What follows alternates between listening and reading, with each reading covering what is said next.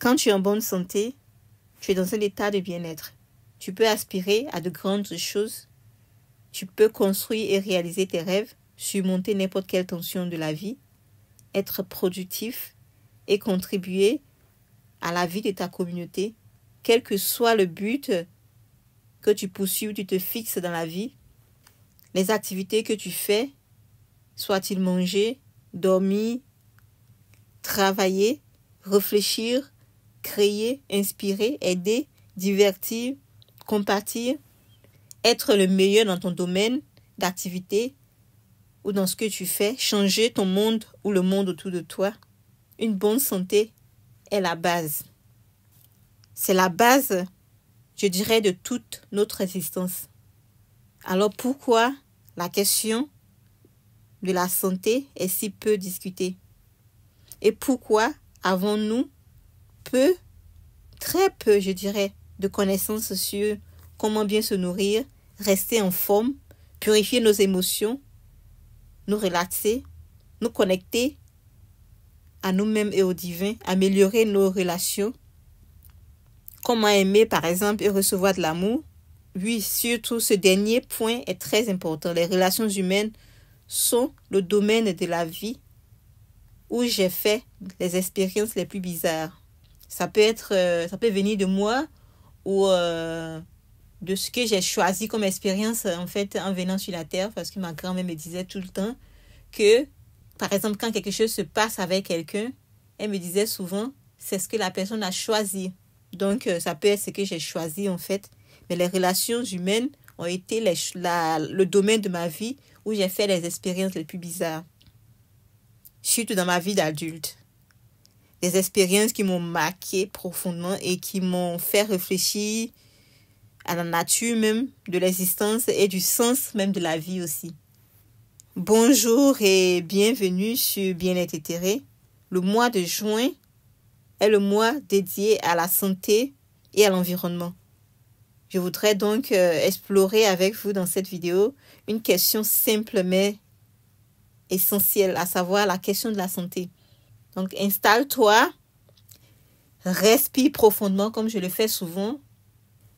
Selon la définition, en fait, je vais prendre la définition de l'OMS ici. Selon la définition de l'OMS, la santé est un état de bien-être complet, physique, mental et social. Elle ne consiste donc pas seulement à une absence de maladie ou d'infirmité. Cette définition englobe plusieurs dimensions, à savoir la santé physique, mentale, sociale, et à cela, on peut ajouter aussi comment être émotionnellement en balance, notre connexion avec nous-mêmes et au divin, c'est-à-dire le spirituel. Dans une vision holistique, je dirais, par exemple, dans la médecine traditionnelle chinoise, la santé est un équilibre dynamique entre le yin et le yang. L'Ayurveda, la science de la vie, vous dira également que la santé nécessite un équilibre avec le corps, l'esprit et l'âme. Considéré comme un tout. En fait, c'est très important quand tu parles de santé, que tu ne parles pas seulement de l'état physique en fait de ton être, que tu parles de l'état aussi de santé mentale, de la santé de ton âme et de la santé de ton mental aussi, et de ton environnement et de tes relations, de la santé même financière aussi. Parce que tout ça, ça compte en fait. En tant qu'individu, on doit prendre soin de tout cet ensemble-là, de toutes ces dimensions-là, pour maintenir l'équilibre et vivre en fait une vie épanouie.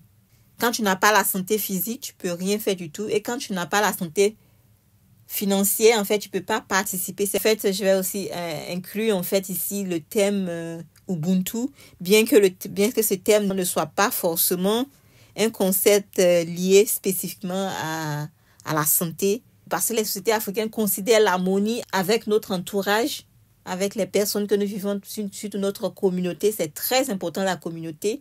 Nous sommes tous connectés. Donc, cette connexion-là, ce n'est pas seulement pour l'aide, mais c'est aussi à cause de cette connexion. Et aussi notre lien avec l'environnement, parce qu'on vit dans l'environnement. Et c'est l'environnement qui nous nourrit. C'est dans l'environnement qu'on construit nos maisons, on fait tout ce qu'on fait. Donc, prendre soin de cet environnement-là nous permet aussi de mieux vivre. nous permet aussi de nous épanouir et de vivre dans cet état extrême, en fait, suprême, je dirais, de bien-être. Prenons par exemple la santé physique. En premier, ton corps est ton allié. Donc, il faut prendre soin de ton corps au quotidien. Bien manger, bouger, éliminer les déchets et les toxines de ton corps. Bien dormir aussi. Tout cela, c'est très important. L'une des conditions de la santé physique, en fait, d'une bonne santé physique surtout, ce n'est pas seulement de bien manger, mais aussi de faire les activités physiques régulièrement. Les activités physiques sont non seulement essentielles pour le physique, mais aussi pour le mental et pour les émotions. Par exemple, quand tu as le stress, tu peux aller courir. Et le jogging te permet de maintenir ton cœur en bonne santé et de déstresser aussi. C'est quelque chose que j'ai fait pendant des années et donc je recommande cela à toutes les personnes qui sont toujours stressées en fait. La marche, par exemple, elle améliore la circulation et stimule la digestion. La danse, elle vous connecte à vous-même. Quand vous dansez en fait au tam-tam, au son du tam-tam ou à une danse, à une chanson que vous aimez, ce n'est même plus vous qui dansez en fait. C'est comme c'est votre âme qui s'exprimait aussi. Donc, laissez votre âme souvent s'exprimer en dansant, en bougeant au son d'une musique qui vous emporte. Elle vous donne aussi la bonne humeur parce que quand vous finissez de danser, vous avez toujours la bonne humeur. Et puis, elle vous permet aussi d'améliorer votre silhouette. Il y a la nage. Si vous avez la possibilité d'aller nager parce que c'est bon pour la circulation. Ça prévient aussi le mal de dos et cela vous donne aussi l'endurance. Faites aussi le yoga. Le yoga améliore la santé mentale. Je fais le yoga depuis plus de 5 ans, mais régulièrement depuis plus de 3 ans maintenant. Et c'est quelque chose que je peux recommander. Ça vous rend flexible, ça vous connecte à vous-même. Vous pouvez obtenir la guérison émotionnelle avec le yoga. Vous pouvez aussi tester vos limites avec le yoga et connecter votre esprit, corps et âme. En 2, nous avons la santé mentale. La santé mentale, en fait, correspond à un état de bien-être qui nous permet de faire face aux sources de stress de la vie, de réaliser notre potentiel, de bien apprendre et de bien accomplir nos tâches au quotidien, en fait. La santé mentale, c'est par exemple être en paix avec ses pensées, savoir gérer le stress, savoir et pouvoir demander de l'aide quand il le faut. En 3, nous avons la santé sociale. En fait, la santé sociale, c'est être bien entouré et avoir des relations saines. C'est une question très, très, très compliquée. Comme le problème financier, en fait, dans certaines zones du monde, la question des relations est une pandémie mondiale, je dirais. Pouvoir communiquer, se sentir comprise, c'est essentiel pour l'épanouissement d'un individu. La question ici, en fait, c'est quelle est la qualité et la quantité de relations dans ta vie actuelle. Est-ce que tes relations que tu as actuellement, que tu entretiens actuellement, est-ce qu'elles te permettent de satisfaire tes besoins? En fait, on peut dire les besoins matériels et immatériels parce que les relations sont aussi là pour satisfaire ces besoins-là. Quand vous analysez les relations que vous avez, quel est le point que vous faites en fait? En 4, nous avons la santé émotionnelle. Ici, c'est accueillir ces émotions, les comprendre, les exprimer. La santé émotionnelle, en fait, fait référence à nos pensées négatives ou positives, à nos sentiments et émotions personnelles. Par exemple, exprimer sa joie, sa tristesse, sa colère. Tout ça, ça a sa place, en fait, dans la vie. Et pour rehausser notre santé émotionnelle, nous avons besoin d'amour, d'amitié, de soutien social et de sentiments d'appartenance. En 5, nous avons la santé spirituelle.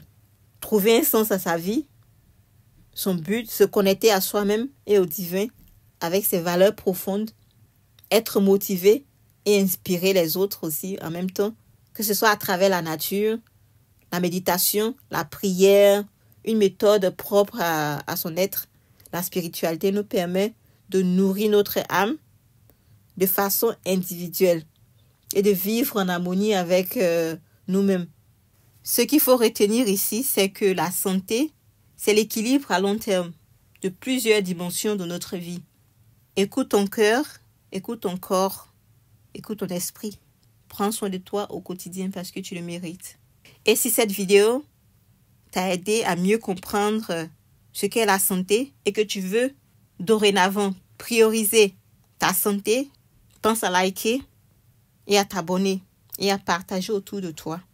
Et dis-nous en commentaire quelle est la dimension que tu veux nourrir cette semaine parce qu'il faut commencer quelque part. Fais des exercices en fait de 10 à 15 minutes le matin avec une petite méditation avant de sortir de la maison.